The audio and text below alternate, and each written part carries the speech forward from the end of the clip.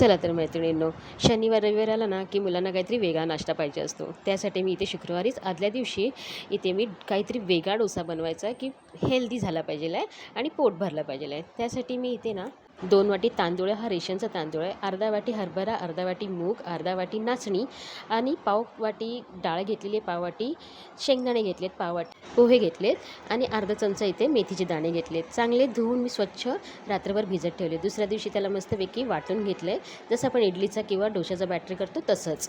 आपण इथे डोसेच बनवणार आहोत.